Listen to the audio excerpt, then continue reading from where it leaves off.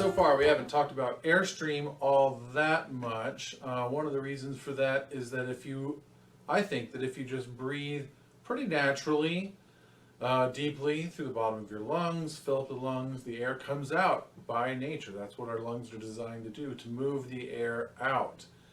Now, when the air meets the embouchure and the buzz is created, there is a little bit of a point, there's a point of resistance at the aperture where the air that goes through is at a different level of pressure than the air behind it.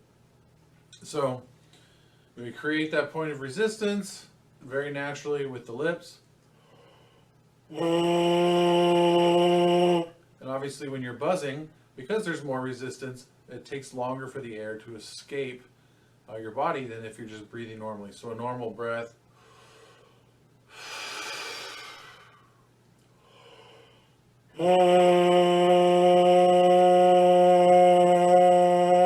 Obviously the extra resistance from mouthpiece buzzing allows you to sustain a pitch longer than if you're just exhaling normally without the buzz. So naturally though, this is pretty normal. It's not something that you have to work extra hard to create. I don't think you need to overly activate the muscles around the bottom of the lungs, and then obviously the diaphragm is an involuntary muscle, so it's not something you can control. It just moves naturally to go with the air in and out, exhale, inhale of the air through the lungs.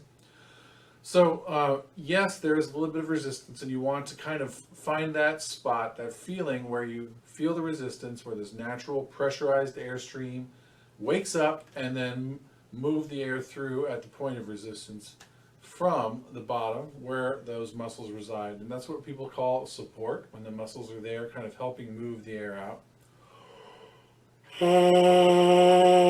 Without a pressurized airstream, if the muscles are not helping, the air won't move out as freely.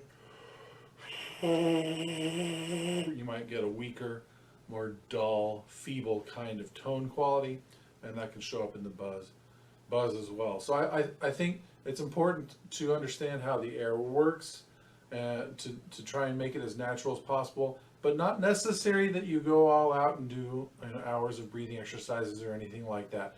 There is one thing I'll have my students do when we're working on getting the air to move and to be used more maximally efficient, with maximum efficiency, that is, and that is to put your fist over the mouth and blow against it. You let some air escape, and that causes the air inside of your body to pressurize, and that's similar, though not the same, as when you're playing or buzzing. So I call it a fist breath. And you can kind of feel the pressurized air. Now you can also cover up completely, and that's when you get 100% resistance and the air can't escape. Of course, 0%, there's nothing in the way of the air getting out. And then somewhere in the middle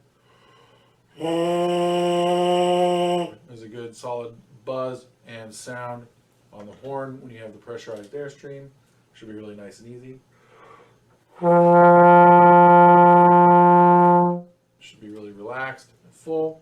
And so that's the goal when it comes to the basic way of thinking about the air. And if you want to dive deeper into that, there are books about anatomy and how that affects air with brass playing and things like that. Those are very useful tools as well.